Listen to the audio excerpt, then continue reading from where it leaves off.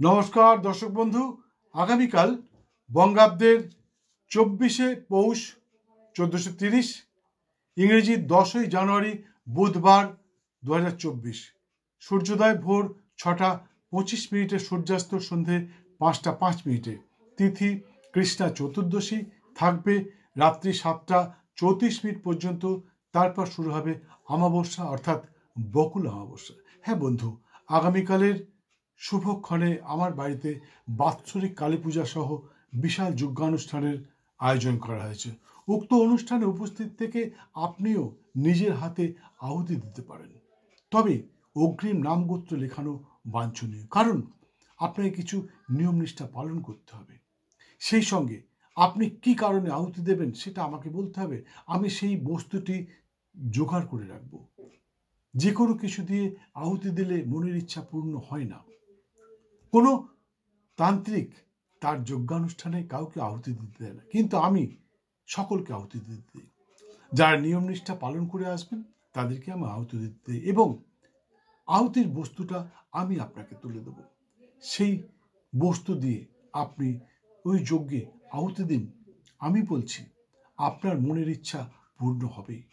যারা আসতে পারবেন না, অনেক দূরে থাকেন, সম্ভব নয় রাত্রে এই ঠান্ডার মধ্যে আসা, তাহলে আপনারা স্ক্রিনে দেওয়া নাম্বারে ফোন করে আপনার নামগোত্র লেখান। আমি আপনার হয়ে আহুতি দিয়ে দেব, আপনার হয়ে পুজো দিয়ে দেব। অবশ্যই আপনার মনের ইচ্ছা পূর্ণ হবে। যাই হোক, আগামীকালের কালবেলা বেলা 9:05 থেকে বেলা 10:25 মধ্যে, বারবেলা দুপুর 11:45 থেকে দুপুর 1:05 মধ্যে, এবং কাল রাত্রি 3:05 থেকে রাত্রি 4:45 মধ্যে থাকবে কাল রাত্রি। আগামীকাল সূর্যোদয় থেকে রাত্রি 7:35 পর্যন্ত যোগিনী থাকবেন পশ্চিম দিকে, তারপর চলে যাবেন ঈশান করে। অনেকেই প্রশ্ন করেন যোগিনীর পজিশনটা কেন বলেন। বন্ধু, যারা তন্ত্র সাধনা করে তাদের জন্য যোগিনীর পজিশন বা যোগিনীর অবস্থান অবশ্যই প্রয়োজন, খুব বাঞ্ছনীয়। কাল যখন আপনি পুজো দিতে আসবেন তখন আপনাকে আমি বলবো এই কারণে যোগিনীর উপস্থিতি প্রয়োজন, কোনখানে যোগিনী আছেন সেই অনুযায়ী আপনাকে পুজো দিতে হবে। যাই হোক বন্ধু, আমি সর্বপ্রথম বলে থাকি নির্দিষ্ট দিনে জন্ম শিশুটির রাশি, যোনি, গণ, বর্ণ, নক্ষত্র ইত্যাদি যারা দেখছেন তাতে এক্ষুনি জানতে পারবেন যে আগামীকাল কোন সময় শিশুটি জন্মালে তার কি রাশি, কি নক্ষত্র, কি বর্ণ, কি গণ হবে।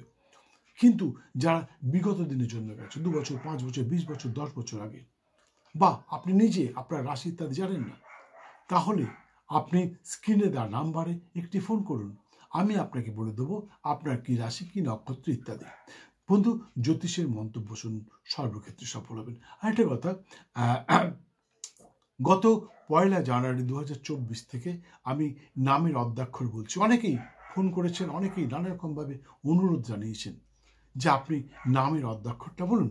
হিন্দি বলয়তে কোনো সন্তান জন্মালেই তাদের পেরেন্টসরা, তাদের গার্জিয়ানরা, বাবা মা বা অন্য কেউ কোনো জ্যোতিষশাস্ত্রজ্ঞের কাছে গিয়ে সেই শিশু সন্তানের নামকরণ করে আসে এবং রাশি ইত্যাদি জেনে আসে।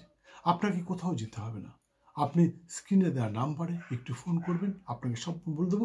শুধু তাই নয়, এই রাশি বলার সাথে সাথে আমি 1 জানুয়ারি 2024 থেকে নামের অদ্যাক্ষরটা বলা শুরু করেছি। যাই হোক, আগামীকাল সূর্যোদয় থেকে রাত্রি 7:40 মধ্যে যে সমস্ত শিশু সন্তানের জন্ম হবে তাদের হবে ধনু রাশি, ক্ষত্রিয় বর্ণ, মূলা নক্ষত্র, দেবাড়ি বা রাক্ষসগণ, সারমেয় বা কুকুরজনী, এবং বিংশতির মতে তাদের জন্ম হবে কেতুর মহাদশায়। কিন্তু আগামীকাল রাত্রি 7:40 পর যে সমস্ত শিশু সন্তানের জন্ম হবে তাদেরও হবে ধনুরাশি, ক্ষত্রিয় বর্ণ, কিন্তু তাদের হবে পূর্বাষাঢ়া নক্ষত্র, নরগণ, শাখা মৃগ বা বানরজনী, এবং বিংশোত্তরী মতে তাদের জন্ম হবে শুক্রের মহাদশায়, এবং এদের নামের অদ্যাক্ষর হবে ধ, ফ, ভ অথবা ঢ। হ্যাঁ বন্ধু, এই আগামীকাল যারা জন্মাবে তাদের নামের অদ্যাক্ষর হবে ধ, ধ অর্থাৎ ধনুক, ভ, ফ ফুল এবং ঢ। আপনারা এই দিয়ে নাম রাখতে পারেন। অবশ্যই আপনাদের সন্তান সৌভাগ্যবান হবে এবং সর্বক্ষেত্রে সফল হবেন, এতে কোনো সন্দেহ নেই। ভিডিওটি সম্পূর্ণ দেখার জন্য অসংখ্য ধন্যবাদ। ভালো লাগলে একটি লাইক দিয়ে বেল আইকনটি বাজিয়ে দিয়ে সঙ্গে থাকুন।